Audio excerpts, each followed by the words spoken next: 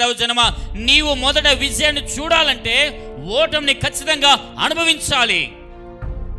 ఈరోజు నా జీవితంలో ఓటమి చూడుకున్న విజయాన్ని మనం చూడలేం. విజయాన్ని చూడాలంటే ఖచ్చితంగా ఓటమి గుండా మన యొక్క రహదారులు వెళ్ళాలి, ఓటమి గుండా మన ప్రయాణం వెళ్ళాలి, ఓటమి గుండా మన ఉద్యోగం వెళ్ళాలి, ఓటమి గుండా మన ప్రయత్నంలో వెళ్ళాలి. అయ్యా, ఈరోజు దేవుని యొక్క దేవుని యొక్క దౌర్జన్యమా, ఇక్కడ కూడిన ప్రతి ఒక్కరిలో ఖచ్చితంగా ఓటమి అనుభవాల గుండా వెళ్ళిన వారే. ఓటమి కూడా వారి యొక్క జీవితంలో విషయము లేదు అని ఖచ్చితంగా నేను చెప్పగలను.